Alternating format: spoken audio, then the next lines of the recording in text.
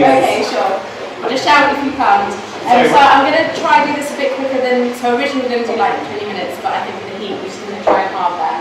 So if I skip a few slides, apologies, we'll have to do it another time in the middle of winter or something like that. Catherine and I are from Supercars. We're a Norwich-grown company, and what we do is we basically make apps for businesses, but it's not like an agency making apps. We have a platform, and everyone gets out of the box, basically our state-of-the-art streaming technology that is a little bit like having your own mini Netflix, but we can talk more about that. But ultimately what we do is we give any creator or business or whatever entity it is that has content and an audience and basically want to monetize that with their own app, usually with a subscription paywall, although not necessarily. We basically give them their own branded apps. Now, some of you who've known us for a long time might be thinking, oh, hold on, this isn't what Supercars do. So I guess that's a little bit of the story that we're here to tell today, is where we started, where we are now, and that journey of how we got there, and basically what we've learned along the way, the decisions. So just a little bit of the journey. It's been a really interesting journey. We've won a bunch of awards, we've raised just under £2 million of investment, and really we're fiercely proud to be Norwich based. At one point we did actually have a London office, and I remember John being a bit disappointed about that, so we've moved everything back to Norwich, and we're really proud to be in Norwich. Just for the job? Yeah. So So before we talk about Supercars, I guess just very quickly about me. So my background, I did an engineering degree at Oxford, and then I went into the music industry. I ran my own label, but I also did some quite random things like playing at Glastonbury Festival, playing at the House of Parliament, and also wrote Norfolk's official Olympic song for the 2012 Olympics. But that all seemed like another lifetime ago. And yeah, so that's, but from those experiences, so I guess my kind of engineering brain likes making the systems more efficient. And then I was working in the music industry running my label, and I felt that we were all doing a lot of manual stuff that could be automated with the power of technology. And that really was, the initial idea was about a micro subscription every month that could go from a creator's fans to the creator in return for their creative output.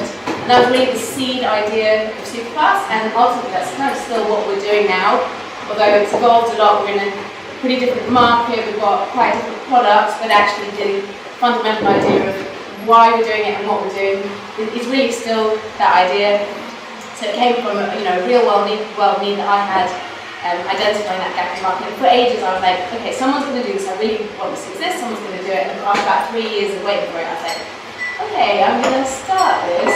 I was obviously very naive at the time, I didn't realise what it would involve. And basically I really did know nothing. I guess that's one of the things that I really loved about the journey, is every single week I feel like learning. I'm still learning. It started in 2011, my gosh, so it's nearly 7 years, and I still feel I'm learning new things every week.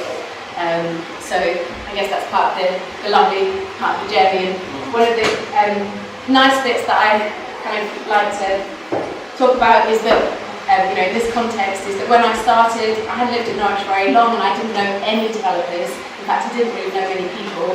Then I started the company and worked too hard to actually meet people too, so nothing's really changed. But anyway, so I didn't really know any developers, and I looked at recruiters, and their budget for recruiting someone was basically more than my whole budget for the entire company, so that wasn't going to be an option.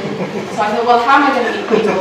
And Meetup, it was quite new at the time, and I'd been to a couple of meetups in London, and I thought, this is crazy, why am I going to London to meet developers who are actually, that are based in London, where I actually want to meet people in Norwich. So that was the very, very beginning of what then became Sync Norwich, and these were the first couple of meetups, which were basically together at the same time we started Supercars, and then later got joined by wonderful John and Paul, and Seb, and we started what then became Sync Norwich, and it's in wonderful hands now. I'm not really involved anymore, but it's I guess that was perhaps last was I wanted to find my tech co-founder, and secondly to get Mike. So that was the kind of beginnings of that story.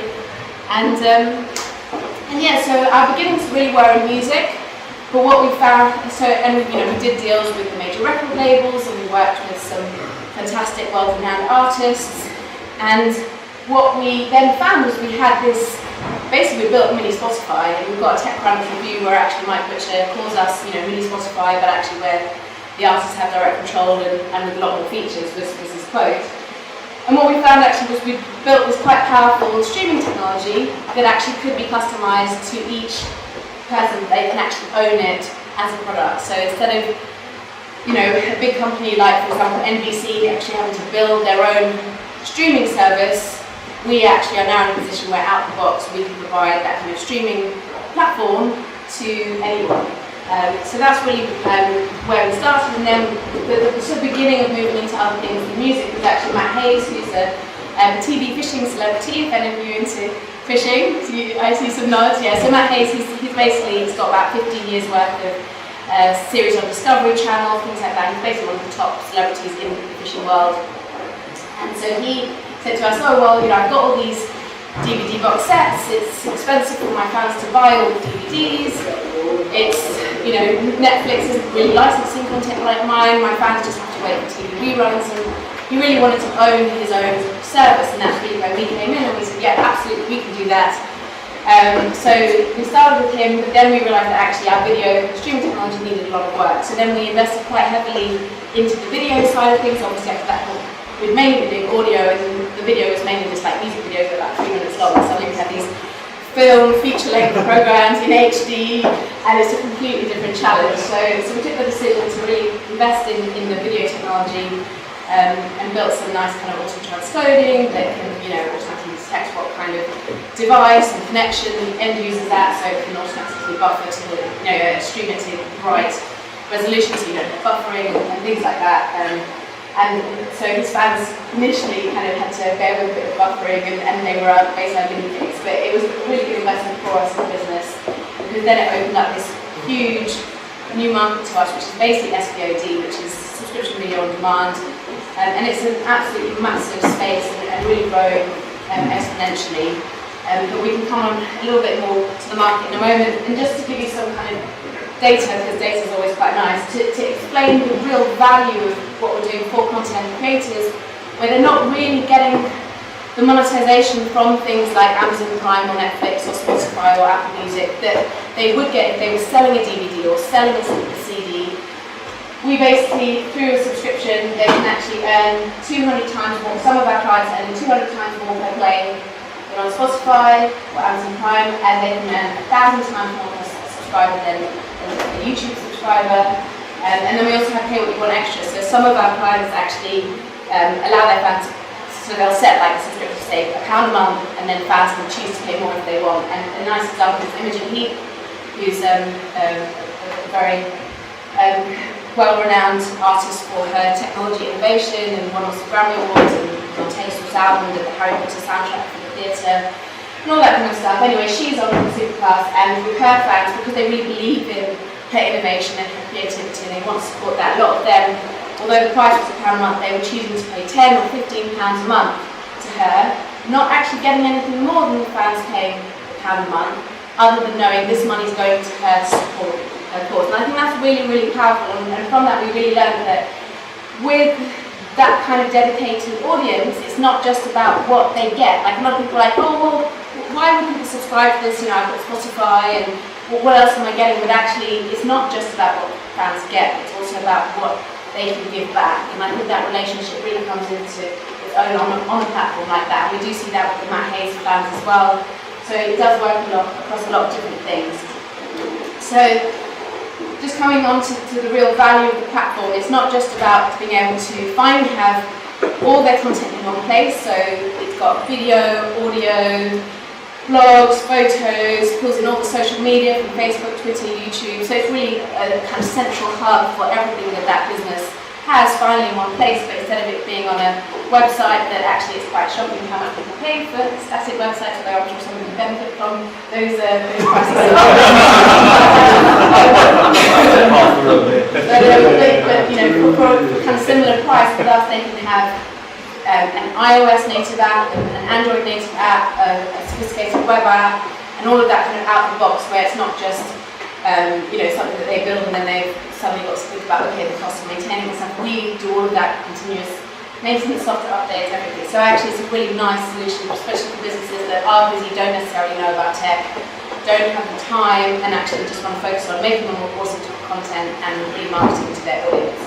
So this owning the audience and owning the data is really important to a lot of clients, because if you're on something like, well, let's take social media, so Facebook or Twitter, you don't know who your users are. If that, Facebook is obviously losing popularity, people don't have any way to migrate those users to something that they own.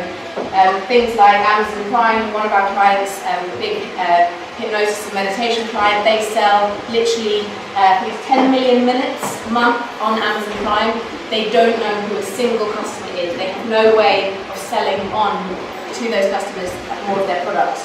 So the fact that this is a way in, where everything is really fragmented on lots of different platforms, actually they can really bring that home, own that data, own that relationship, and have complete control over price, content, curation, everything.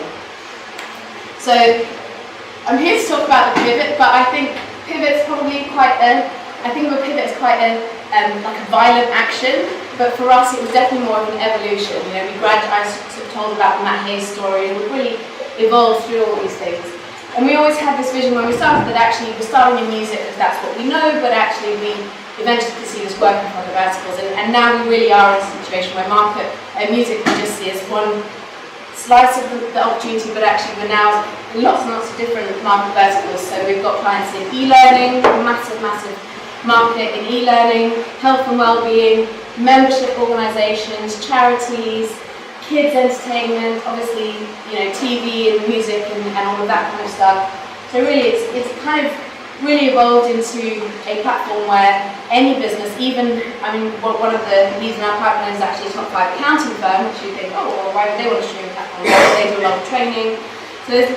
So everywhere we go, people are like, oh, so could we use this? And loads of examples of stuff that we wouldn't even have thought of.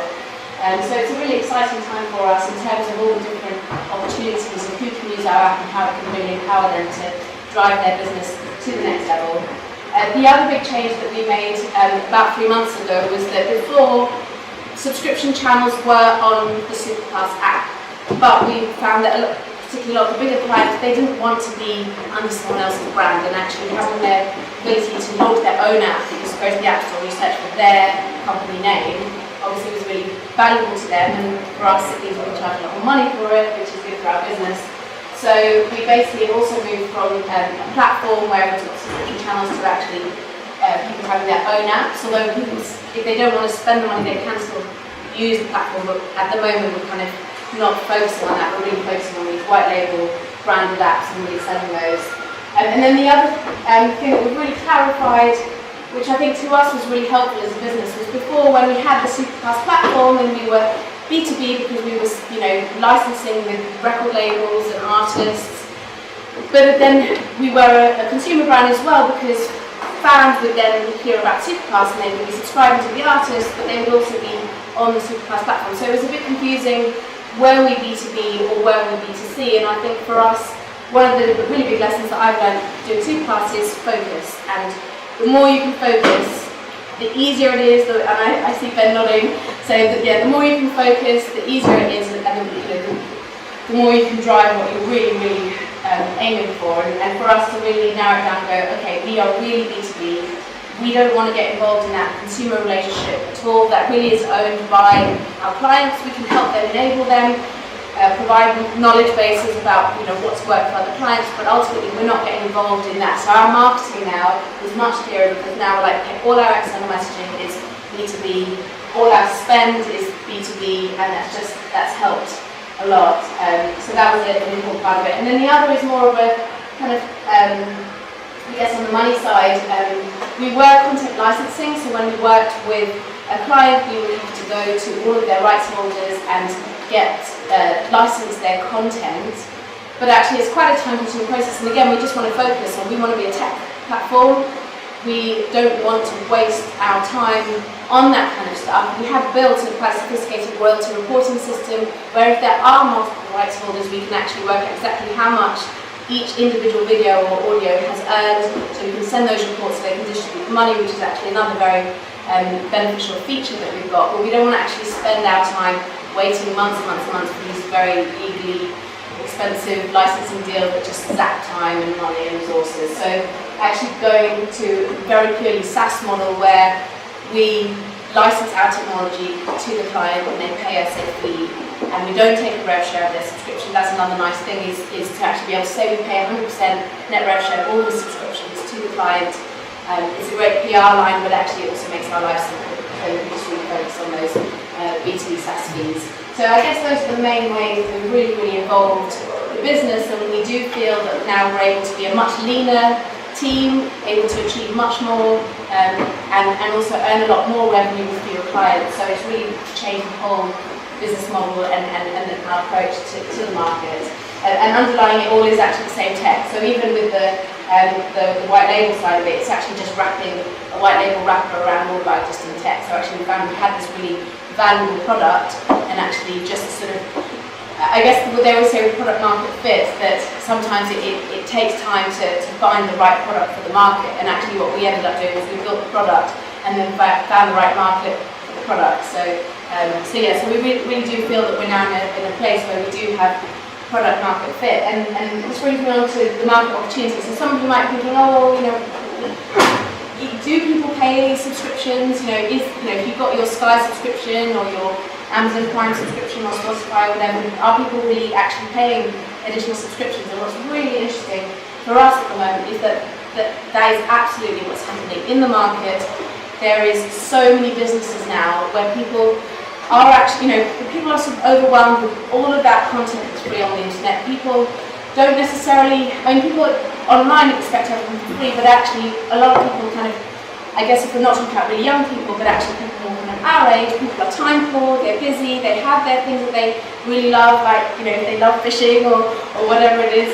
And here's some really great examples about that market, because you've got Headspace. I don't know if you know it, but in case you don't, it's basically a meditation app about mindfulness, and that's now worth over $250 million.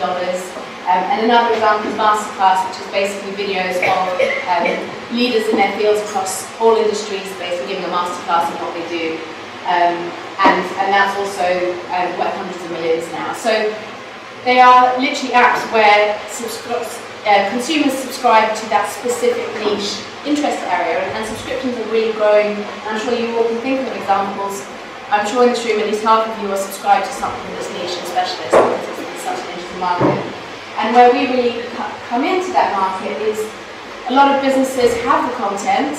They might have been selling DVDs or whatever it is, or maybe they've just been doing one-to-one training sessions or whatever, and they actually want to have a business like that. But to have the technology to do that, they have to know about technology, they have to spend a lot of money, they might have to wait over a year to do it.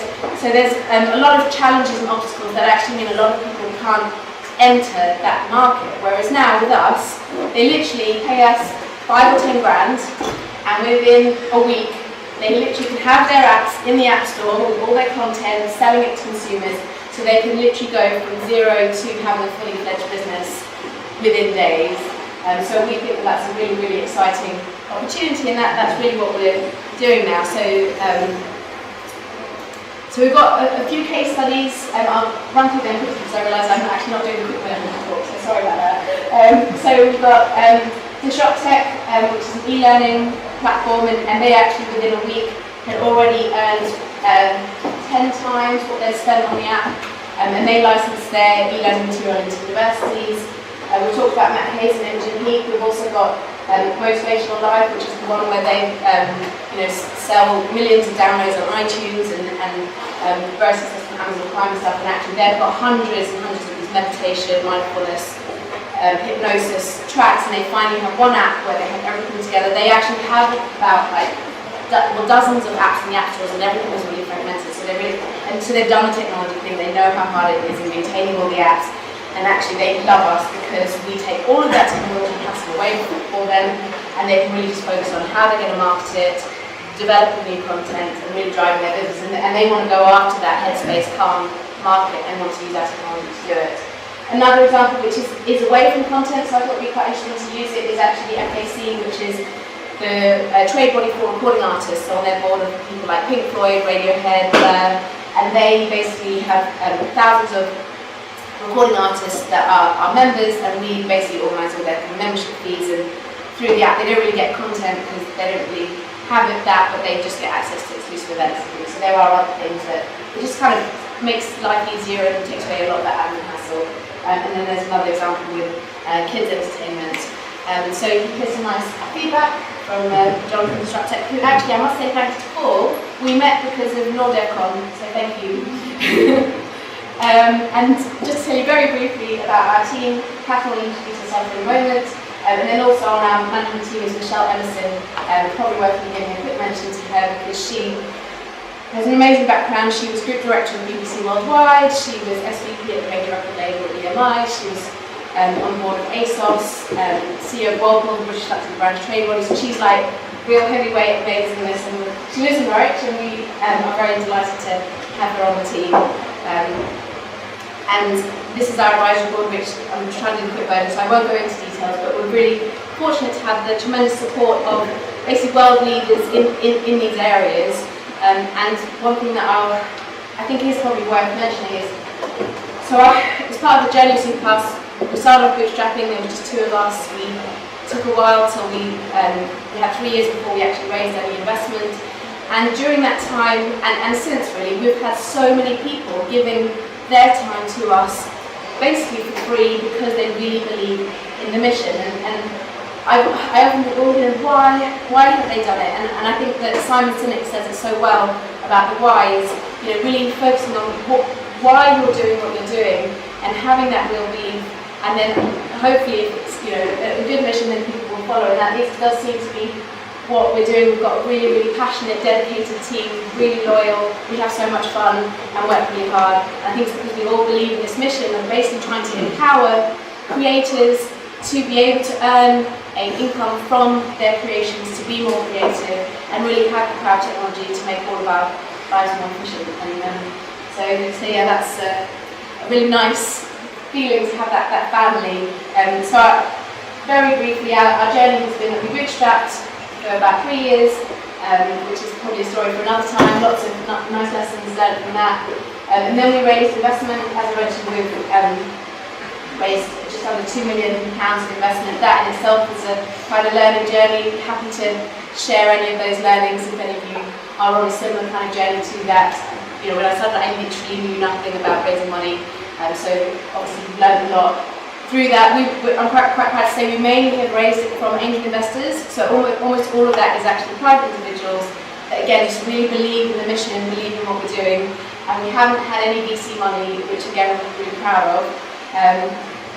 Might as well say we are at the end, just the tail end of a round. We have a little bit of room in it, so if any of you want to put in some money, obviously you have to be a sophisticated investor, so I'm not actually sorry for FCA regulations, but basically, okay, so some people have put in as little as 5 or 10,000, so you don't have to be like really, really wealthy, but you do need to know about the risks, so I guess that's the caveat that you have to understand.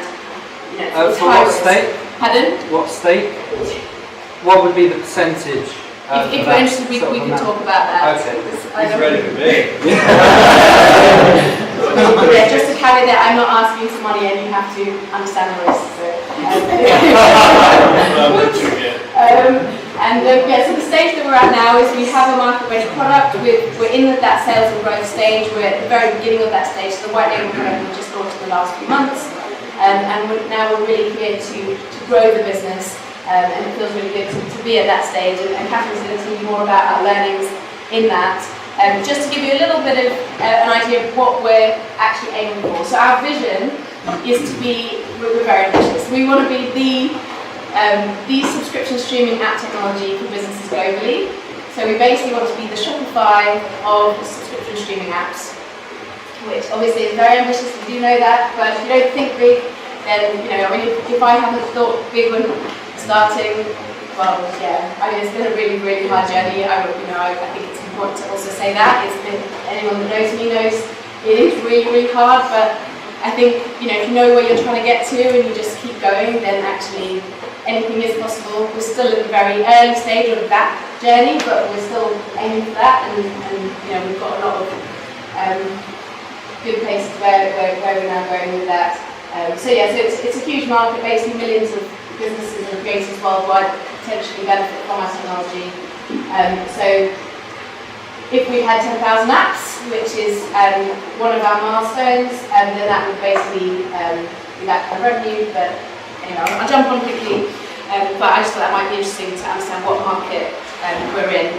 So Catherine's going to talk about automated lead gen, a few of our other go-to-market strategies of how we're going to achieve those numbers. We've got a number of affiliates where actually anyone who actually wants to recommend us or sell us on to their network or their clients or anything like that, then we pay them a commission, and anyone can join up to that too. I'm always selling. and I'm obviously our internal sales team and then network effects. And actually a lot of our clients come to us through word of mouth. It seems everywhere we go, people are recommending us, and actually our existing clients, they're all signed up as affiliates, want to recommend us to their networks. Because not only do they love the tech, they love the service that we provide. And then obviously publicity is another nice thing. Some of you might have seen us in your local co-op. So actually the East of England Co-op are one of our investors. And they've put us on their tills, this is more on the music side, so you can actually download free music from some of our artists from the tills, but that's quite nice to have that present. So, without further ado, I'll hand over to Catherine. I know everyone's hot and everyone's hungry, so I'll be as quick as I can. Just using unbound pages, I'm not a designer, obviously, of UI or UX, but what I am trying to do is take the words subscription app technology and make it something that people understand, that people would be Googling, like why are they going to land on our page. So I've really been trying, actually I've had some really helpful advice from Tom on this and also from Earthware. So just really looking at what resonates with our customers, what's their pain points, why is somebody going to end up on the landing page for this and give us their details so that we can contact them.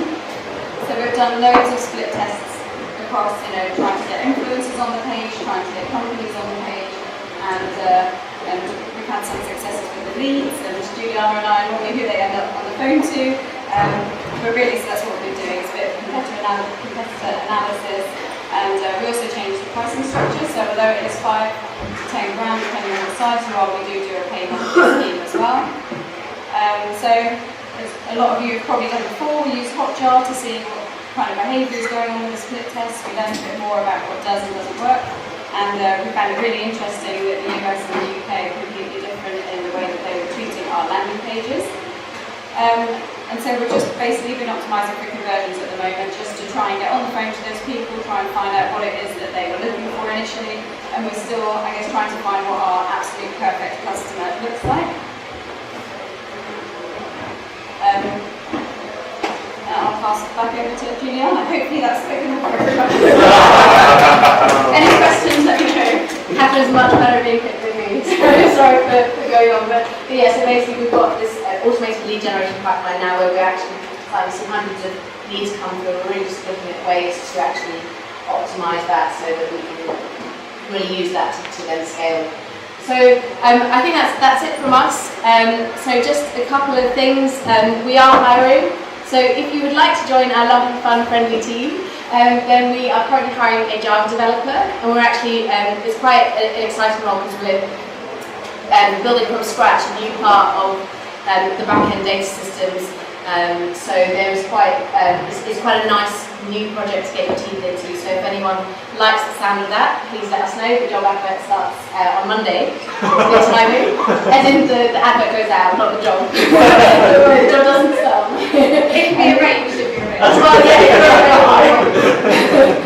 and then also head of sales. So as Catherine mentioned, at the moment all of those sales leads are coming to Catherine, Michelle and me, but actually there is a lot of leads coming through, and actually more leads than we really can stay on top of. So there is a lot of really interesting things going on there, and we've got lots of ideas that we haven't had time to do yet. So looking for a head of sales who can really take over that part of the company and drive it forward, and you've heard what we're aiming for, so we feel that it is a really exciting position. So if you think that you want to take on that challenge and that's you, then please definitely come and have a chat with us.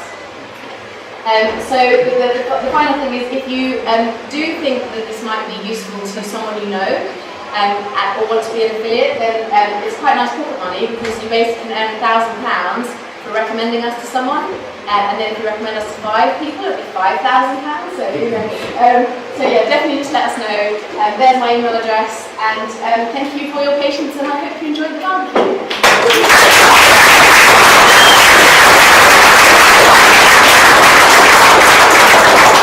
I have 2 questions, but not about percentages yet. Anyone? So you said something interesting about the network effects. Yeah. As a content creator with the existing audience, I can understand the value that Superpass brings. But what about the content creators who haven't established that baseline audience yet? How do you serve their needs as well? So we do get asked this question, and our answer is that we are a technology platform, and we tend to provide the technology to established businesses that have an audience already, and they really want to take their revenue generation to the next level. But we do have examples where they don't have that. So for example, DisruptTech, he was literally starting that business from scratch because he had done all of these one-to-one, where he'd gone into universities and actually given lectures, and he wanted to take that business digital. So we didn't have an audience, but we had the content we created, and then our technology enabled him to launch that business from one week to the next, and now he's going through all of that process of attracting customers. And we do, although it's not our core business, with our clients, we do actually help them out with that. And there are a couple of other examples where actually we do quite a lot to guide them in that process. So it depends. Awesome, thanks. One more? Have you found that things like the rise of Kickstarter and more importantly Patreon have hurt your business, or do you subscribe more to the mantra of like a rising tide raises all ships? Like, So it's a really good question. So when Patreon came out, it was very close to what I was trying to do with Superpass, and I did feel a little bit gutted that didn't happen. But actually, I love from day one. I love the way that they've executed it. I think they're an incredible company, and actually, I think it's a fantastic thing that they are doing what they're doing because it has demonstrated there really is a market for people wanting to support creators.